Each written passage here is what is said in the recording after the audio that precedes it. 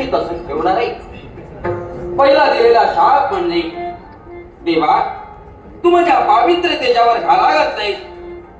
मागचा पुढचा विचार न करता सर्व काही तू केलंय. तू पाषाणात फणवाण घट्ट झालायस याच्यासाठी तू या इच्छा पुढे दगडून पडशील. हा तुझा पहिला शाप. आता मीच नव्हे तर ब्रह्मे तू दिलेला शाप या युगात नव्हे तर पुढे येणाऱ्या कलियुगात सर्व देवता मूर्त स्वरूपाने त्यांना वावरण्याचा अधिकार होणार नाही.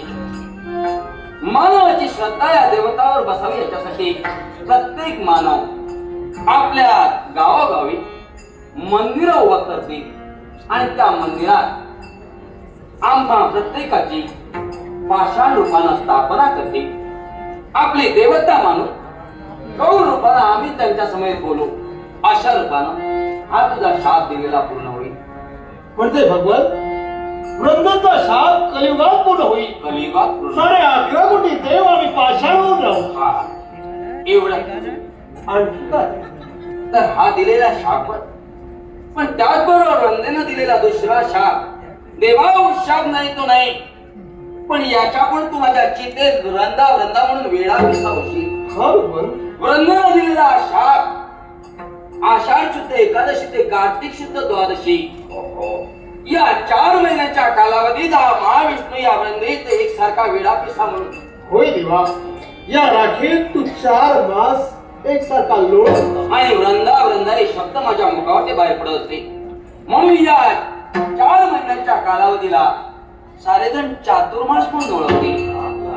आणि या चातुर्मासाचं महत्व मी असं ठेवलं की याच्या पुढे या चातुर्मासात मृत्यूलोकात असणारा मानव धर्म साकार करणारा प्रत्येक मानव या चातुर्मासात जो कोणी विष्णू भक्त असेल एक नैष्ठत्वानंतर भक्ती मार्ग जर आचरणात आणला असेल म्हणजे भजन कीर्तन पूजन या तऱ्हेने जर हा कालावधी जर त्यांना घालवेल असेल तर त्याला सदैव वैकुंठाचं स्थान मिळेल अशा तऱ्हेचा माझा आशीर्वाद आहे. या प्रमाणात चातुर्मास कडे आता एका दिवसाचं सौभाग्य आणि तो दिवस म्हणजे आजचा दिवस आषाढ शुद्ध एकादशी ते कार्तिक शुद्ध द्वादशी म्हणजे आजचा दिवस आहे तो कार्तिक शुद्ध द्वादशी. या दिवसालाही तशा तऱ्हेनं महत्व ठेवणार आहे आणि ते सुद्धा कलियुगाच्या ठिकाणी आजचं एका दिवसाचं सौभाग्य म्हणून कलियुगाच्या ठिकाणी हिंदू आशिय जन आपल्या घरासमोर अंगणात तुळशी वृंदावनाची स्थापना करते. हा भगवान. आणि त्या तुळशी वृंदावनाची स्थापना केल्याच्या नंतर तू तुलसी आणि मी गोविंदा या नावानं तुझं माझं या दिवशी लग्न लावते. या लग्नात म्हणजे देवतांच्या स्त्रिया उमा रमा सावित्री म्हणजे आवळा चिंचानी धात्री उष्ण उदक आणि पोळलेला अक्षता या सर्वस्व कुंकवानं पूजन केलं जाईल आणि इतर दिवशी गंध अक्षतानं तुझी पूजा केली जाईल.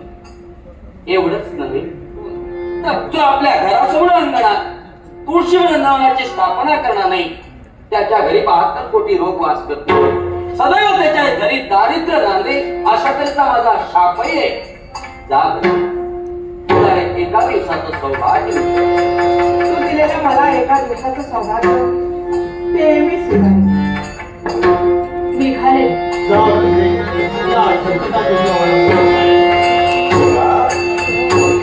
खरोखर विश्वकाज कल्पतरू देवा विश्वासाठी केवढा आविष्ट ओढून घेतला पण त्यातूनही करून हे विश्व आभावी आवाज राहील. आपण चांगला सुरुवात जय